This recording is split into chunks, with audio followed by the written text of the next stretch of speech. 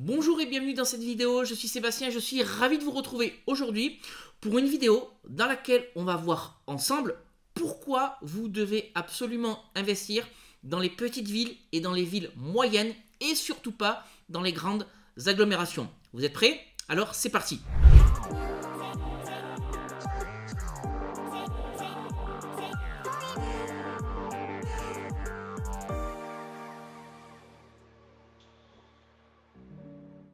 Alors avant qu'on voit tout ça ensemble, si ce n'est pas encore fait, je vous invite immédiatement à vous abonner à cette chaîne YouTube en activant la petite cloche de manière à être tenu informé de la publication de toutes mes nouvelles vidéos. Je ne cesse de le répéter, mais c'est la vérité. Ici, on est en famille, on est là pour voir ensemble comment bâtir un patrimoine immobilier que vous pourrez utiliser pour votre retraite, mais également pour votre transmission de patrimoine. Alors on se pose souvent la question, dans quelle ville il faut investir. Et la première idée qui vient à l'esprit des gens, c'est les grosses villes comme Lyon, Toulouse, Bordeaux, Lille, Strasbourg, voire même Paris, etc.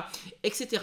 Et moi, personnellement, ça fait plusieurs années que je vous dis qu'il faut plutôt investir dans les villes de taille moyenne, voire même dans les petites villes. Pourquoi est-ce que je vous dis ça? Bien, c'est ce qu'on va voir dans la suite de cette vidéo. Vous savez, les villes dans lesquelles vous pouvez investir sans prendre trop de risques, ce sont les villes avec une population supérieure ou égale à 20 000 habitants, c'est-à-dire les villes de 20 000 habitants, mais de 50 000 habitants, de 80 000 habitants, de 100 000 habitants, etc., etc. Alors que la majorité des gens, encore une fois, veulent investir dans les grandes agglomérations de plus de 200 000 habitants. Mais ce qu'il faut savoir, c'est que dans toutes les villes dans lesquelles il faut investir, c'est-à-dire au-delà de 20 000 habitants, les grosses agglomérations, donc comme Lyon, Bordeaux, Toulouse, etc., ne représentent que 2,5% des villes où il est possible d'investir sans risque. Et dans ces villes-là, eh bien, le prix de l'immobilier est très élevé. Donc si vous souhaitez investir dans ces villes-là, eh c'est vous tirer une balle dans les pieds et c'est vraiment chercher la difficulté et vouloir acheter absolument de l'immobilier très élevé. Et je continuerai même en disant que ces villes-là, qui ne représentent que 2,5% des villes dans lesquelles on pourra louer sans aucune difficulté, eh bien, ne sont pas représentatives du français moyen qui, lui, va plutôt vivre dans des villes de 20 000, 30 000, 50 000, 100 000 habitants, etc., etc. Donc, ce que je vous propose maintenant, c'est de voir les 4 avantages que vous avez à investir dans les petites villes ou les villes de taille moyenne. Et je vais tout de suite commencer par le premier avantage, c'est que vous allez investir dans des marchés qui sont moins tendus. En effet, vous comprendrez facilement que dans une ville de 50 000 habitants ou de 80 000 habitants, eh bien, le prix de l'immobilier sera moins cher que dans une ville comme Lyon, Bordeaux ou encore Lille. Et de ce fait-là, les marges de négociation vont être plus importantes et vous aurez donc des meilleurs coûts à faire. Vous comprendrez facilement que si vous trouvez un appartement à la vente, un appartement de 30 mètres carrés à Lyon Centre, votre marge de négociation sera quasi nul, alors que dans une ville de 70 000 habitants, vous risquez d'avoir une marge de négociation beaucoup plus importante. Deuxième avantage d'investir dans une petite ville ou dans une ville de taille moyenne, c'est que vous allez pouvoir préserver votre capacité d'emprunt. Et si vous souhaitez réaliser votre premier investissement immobilier, ou même si c'est d'ailleurs votre 15e ou 20e investissement immobilier, que vous avez envie d'acheter par exemple un studio de 20 mètres carrés pour y mettre un étudiant ou un jeune actif, eh bien ce studio de 20 mètres carrés vous coûtera plus cher dans une ville comme Lyon, encore une fois, que dans une ville de 70 ou 80 000 habitants. Et donc, en achetant cet appartement dans une grande agglomération, eh bien, vous allez affecter plus durement votre capacité d'emprunt. Et quand vous êtes investisseur immobilier, la capacité d'emprunt, c'est quelque chose qu'il faut préserver. C'est un petit peu comme l'énergie dans les jeux vidéo. On essaie d'en avoir le maximum possible pour aller le plus loin possible. Acheter de l'immobilier dans des villes de taille moyenne ou dans des petites villes, c'est donc préserver votre capacité d'emprunt et vous gardez donc de la latitude pour réaliser davantage d'investissements immobiliers. Le troisième avantage d'investir dans des petites villes ou dans des villes de taille moyenne, c'est d'acheter plus de mètres carrés. Si vous avez par exemple un budget de 250 000 €, vous pouvez acheter un appartement de 20 mètres carrés à Paris. Mais dans d'autres villes où le prix de l'immobilier sera moins cher, vous pourrez acheter une surface plus importante pour le même budget, voire plusieurs appartements, voire carrément des immeubles entiers.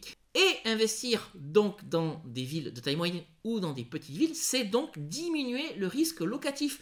Parce que sur votre appartement à Paris qui vous a coûté 250 000 euros, qu'est-ce qui se passe lorsque vous avez de la vacance locative ou lorsque vous avez malheureusement un locataire qui ne vous paie pas? Eh bien, vous n'avez plus aucune rentrée, aucun loyer, aucune recette en face de votre crédit immobilier. Alors que si vous avez ventilé le risque, si vous avez ventilé ces 250 000 euros sur plusieurs projets immobiliers, 4 par exemple dans une ville où le prix de l'immobilier sera moins cher, eh bien vous vous êtes mis davantage en sécurité. Parce que la probabilité pour qu'il y ait 4 vacances locatives en même temps ou qu'il y ait 4 locataires sur vos 4 appartements qui ne vous paient pas en même temps, elle est carrément faible, voire quasi nulle. Donc investir dans des villes où le prix de l'immobilier est moins cher, c'est donc réduire tous les risques liés à l'investissement locatif. Et puis, quatrième avantage d'investir dans les petites villes ou dans les grandes villes, c'est d'avoir plus de cash flow, voire plus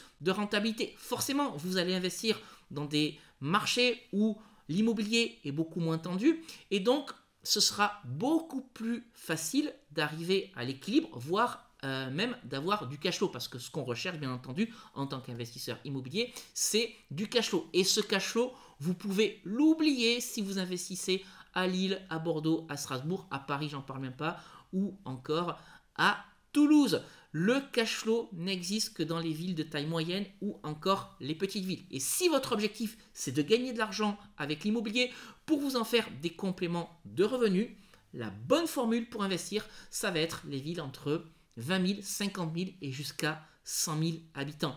C'est dans ce type de ville que va se trouver le cash flow, c'est dans ce type de ville que va se trouver la rentabilité. Alors on me dit souvent, oui mais investir dans une ville comme Lyon ou investir dans une ville comme Bordeaux, c'est avoir un loyer plus élevé. C'est vrai, je vous l'accorde, mais investir dans des villes comme Lyon ou Bordeaux, c'est aussi avoir des mensualités de crédit plus élevées. Et quand vous êtes investisseur immobilier ou quand vous êtes chef d'entreprise, il ne faut pas uniquement regarder les recettes, mais vous devez aussi regarder les dépenses. Si vous avez un gros loyer de 1 500 euros, mais qu'en face, vous avez 2 000 euros de charges parce que vous avez un gros crédit immobilier, eh bien, votre affaire immobilière sera mauvaise. Ne regardez pas uniquement les loyers que vous allez en tirer, mais regardez également à diminuer les charges. Alors je mettrai un bémol quand même, je vous ai expliqué dans cette vidéo qu'investir dans des villes au-delà de 20 000 habitants, c'est ne prendre aucun risque. Je vous invite quand même, une fois que vous voulez investir, que vous avez sélectionné la ville, à réaliser une étude de marché. Comment est-ce qu'on réalise une étude de marché? C'est très simple, on va sur internet, il y a tout un tas de sites qui sont gratuits et qui vous permettent d'obtenir des informations sur la ville qui vous intéresse. Ces sites, c'est les suivants, c'est Wikipédia, c'est l'INSEE, c'est le site oriz.io et vous pouvez même regarder le marché locatif sur un site comme Le Bon Coin. Regardez sur ces sites-là la population, les catégories socio-professionnelles, le prix de l'immobilier. Est-ce qu'il y a des entreprises? Plus il y aura d'entreprises aux abords de la ville qui vous intéresse, plus vous investirez sans risque. Mais attention, encore une fois, toutes les entreprises ne se retrouvent pas à Paris, La Défense ou encore à Lyon ou encore à Bordeaux. Bref, vous aurez compris tout ce que je voulais dire dans cette vidéo. Pensez-y au moment de réaliser votre prochain investissement immobilier. Regardez les villes de taille moyenne, peut-être dans un premier temps, si c'est pour vous rassurer, avant d'aller dans les petites villes. Attention également à savoir où vous mettez les pieds, parce que si vous mettez 6 mois à relouer un appartement ou une maison après le départ d'un locataire, ça peut être problématique parce que tout le cash flow et toute la rentabilité que vous aurez accumulée se verra disparaître en un simple claquement de doigts, le temps de retrouver un nouveau locataire. Soyez donc très vigilants avant d'investir dans l'immobilier. Voilà ce que j'avais envie de partager avec vous aujourd'hui. Si cette vidéo vous a plu, n'hésitez pas à me mettre un like. Si vous partagez mon avis et mon point de vue sur le fait qu'il est important désormais d'investir dans des villes de taille moyenne, n'hésitez pas à me l'indiquer dans les commentaires. Si vous souhaitez en savoir plus sur ce que je fais au quotidien, n'hésitez pas à me suivre sur les réseaux sociaux, sur Instagram, sur Facebook. Abonnez-vous, vous êtes les bienvenus, j'y partage avec vous les coulisses de tout ce que je fais au quotidien en tant qu'investisseur immobilier, mais aussi en tant qu'entrepreneur. Voilà, bien écoutez les amis, j'ai fait le tour de ce que j'avais à dire sur le sujet. On va donc se quitter ici pour aujourd'hui. Et puis comme d'habitude, on se retrouve très prochainement pour une nouvelle vidéo. Je vous dis à très bientôt. Ciao.